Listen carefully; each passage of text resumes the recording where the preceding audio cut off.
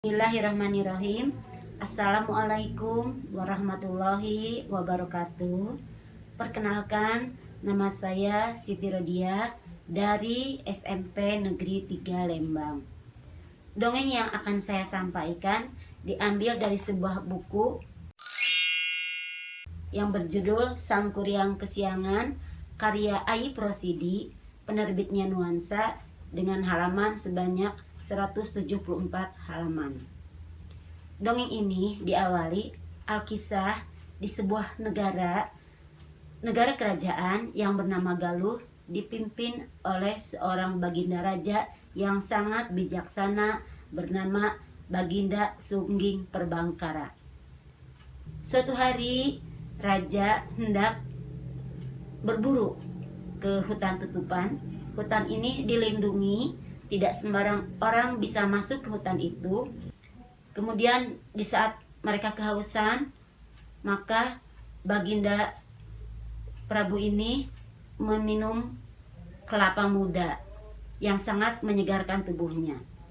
Di siang hari, kemudian beliau merasa ingin buang hajat, sehingga dia pergi ke dalam semak-semak. Di sanalah dia membuang air kecil, dan air kecil itu masuk ke dalam cangkang kelapa. Mereka berbahagia sampai sore. Kemudian saat sore tiba, mereka pun pulanglah. Beberapa bulan kemudian, Baginda Raja Perbangkara ke hutan kembali bersama para penggawa dan rakyatnya. Mereka berbondong-bondong untuk mengadakan perburuan kembali. Ketika mereka sedang berburu, tiba-tiba dari semak-semak terdengar suara tangisan bayi. Mereka sangat kaget. Rasanya tidak mungkin di dalam hutan ada seorang bayi menangis. Kemudian Baginda Raja memerintahkan kepada penggawanya untuk mencari arah suara tersebut.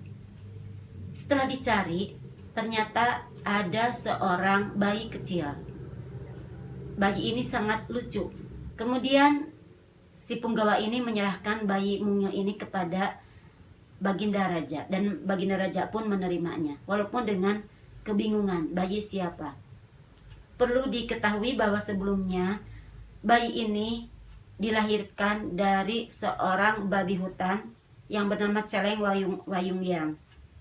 Celeng Wayungyang ini dulu ketika dia kehausan, dia meminum air kelapa, yaitu air seni dari Baginda Raja ini. Singkat cerita, bayi ini dibesarkan di kerajaan Galuh, tumbuh menjadi gadis yang sangat cantik. Dia dibesarkan oleh seorang dayang-dayang yang bernama Umi, dan Dayang Sumbi pun menganggap itu sebagai ibunya.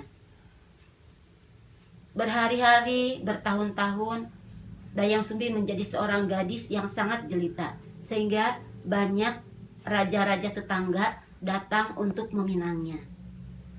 Namun tak seorang pun yang diterima, karena Dayang Sumbi merasa dia masih kebingungan. Sebetulnya dia anak siapa, dia tidak tahu orang tuanya. Dia merasa rendah diri, sehingga setiap kali ada yang melamar selalu ditolaknya. Sampai suatu malam, Baginda Sungging Perbangkara menemuinya. Dia menanyakan mengapa Dayang Sumbi selalu menolak setiap lamaran yang datang. Kemudian dengan perasaan sedih dan gugup, dia akhirnya bercerita bahwa dia merasa tidak percaya diri untuk menerima lamaran dari raja manapun, karena dia tidak tahu siapa orang tua dia sebenarnya. Akhirnya Baginda Raja menceritakan hal yang sebenarnya, dan itu membuat Dayang Sumbi semakin sedih. Akhirnya dia membuat keputusan bahwa Dayang Sumbi ingin tinggal di hutan tutupan. Dengan berat hati, Baginda Raja mengiyakan keinginan Dayang Sumbi ini. Dengan ditemani Umi yang menjadi ibu angkatnya, dia tinggal di hutan tutupan. Beberapa saat kemudian, hingga akhirnya berhari-hari dan berbulan-bulan, dia hidup di sana dengan menenun, karena Dayang Sumbi terkenal dengan tenunannya yang sangat bagus. Ketika sedang terik-teriknya, tiba-tiba benangnya jatuh. Sementara saung yang dibuat sangat tinggi, dia malas untuk bergerak. Akhirnya dia berkata, apabila ada seseorang yang mampu mengambilkan benang itu, apabila dia perempuan akan dijadikannya saudara, apabila dia laki-laki maka akan dijadikannya suami. Selang beberapa saat terdengarlah suara anjing. Ternyata anjing itu mendengar apa yang disampaikan oleh Dayang Sumbi. Dan tidak disangka, Dayang Sumbi pun sangat kaget karena anjing itu yang bernama Situmang menyerahkan benangnya kepada Dayang Sumbi. Tentu Dayang Sumbi sangat kaget. Dia merasa tidak percaya dengan keadaan itu. Dia merasa tidak menerima kenyataan ini. Namun apa yang terjadi? Nasi sudah menjadi bubur.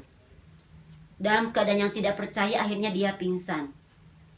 Dalam pingsannya itu, dia melihat seperti banyak sekali ular-ular yang hendak memangsanya. Bahkan terakhir yang dia lihat ada ular yang sangat besar. Ketika kembali dia mulai siuman, dia melihat anjing itu sedang menjilat-jilat kakinya. Dan dia pun pingsan kembali. Ketika dia sadar, kini anjing itu sudah tidak ada. Dan benang itu telah dia ambil. Beberapa minggu kemudian, Dayang Sumbi hamil. Dan dia melahirkan seorang anak yang dibantu oleh Umi. Anak itu diberi nama Sangkuriang. Lelaki ini tumbuh dengan sangat cepat menjadi lelaki yang lucu, yang gesit. Sehingga Baginda Sungging Perbangkara sering mengajaknya pergi ke hutan. Diajaknya dia bagaimana cara menangkap kijang.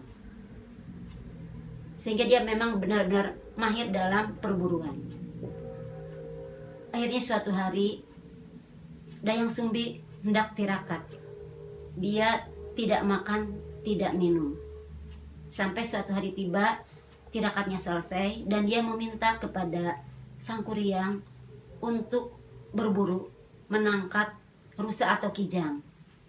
Akhirnya Sangkuriang dengan senang hati mengajak Situmang untuk berburu.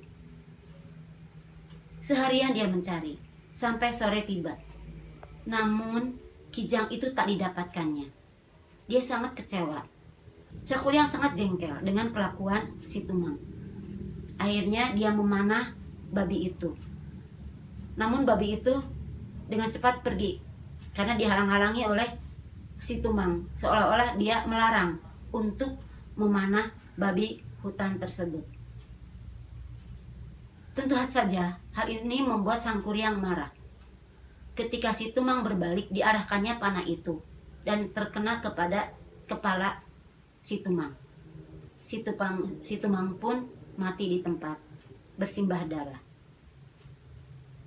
Dengan cepat Sangkuriang mencari ke hutan, ke semak-semak. Barangkali babi itu masih ada. Ternyata sudah menghilang. Dia pikir sudah tidak jalan lagi. Dia harus membahagiakan ibunya.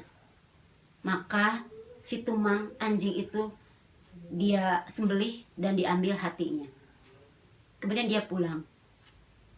Diserahkannya hati tersebut kepada ibunya.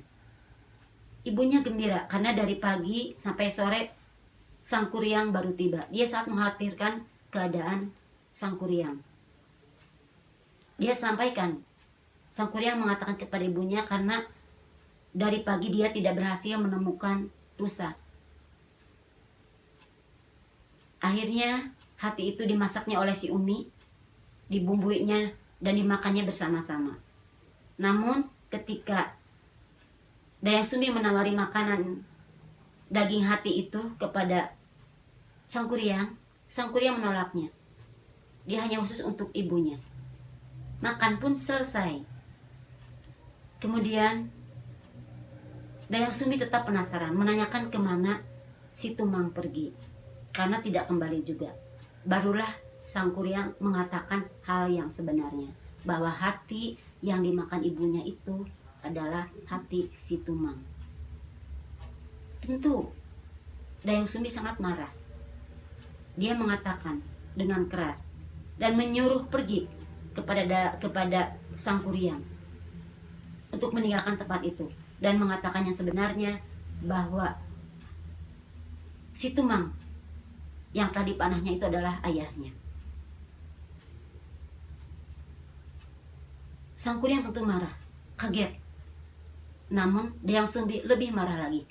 Dia tetap mengusir Sang Kuryang agar pergi dari tempat itu. Akhirnya Sang Kuryang pun berdiri dengan membawa panahnya pergi meninggalkan tempat itu. Umi sebagai ibu angkat Dayang Sumbi tetap melarang Sang Kuryang untuk pergi. Namun Sang Kuryang tetap melangkah meninggalkan tempat itu. Puluhan tahun sudah dilewati. Suatu hari ketika Dayang Sumbi sedang menenun, tiba-tiba datang seorang pemuda yang sangat tampan. Dia mendekati Dayang Sumbi dan ingin berkenalan.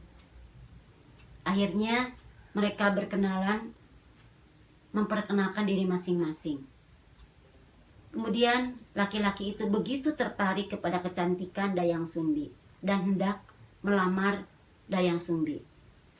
Namun Dayang Sumbi merasa yakin ada ikatan batin antara dengan laki-laki itu. Dia yakin bahwa laki-laki tampan yang ada di hadapannya itu adalah Sang Kuryang, anaknya. Tiap hari Dayang Sumbi selalu memikirkan hal itu. Dan tiap hari pula Sang Kuryang datang untuk menemui Dayang Sumbi. Mereka sering bercerita, sehingga suatu hari ketika Sang Kuryang bercerita, ketika dia berkelana, dia meminta kepada Sang Kuryang untuk tidur sambil dia belai-belai rambutnya. Dan tujuan dari Dayang Sumbi membelai rambutnya itu, dia ingin melihat pitak di kepala Sang Kuryang. Karena dia dulu ingat ketika mengusir Sang Kuryang, dia melemparkan sinduk, dan sinduk itu kena ke kepalanya hingga berdarah. Dan ternyata benar, pitak itu ada. Ini menguatkan Dayang Sumbi bahwa laki-laki tampan yang ada di depannya itu adalah Sang Kuryang. Hal itu diceritakannya kepada Sang Kuryang. Namun Sang Kuryang tidak terima, karena dia yakin kalaupun itu ibunya, tentu harus sudah renta, tentu kulitnya sudah keriput. Dia tidak percaya dengan hal itu.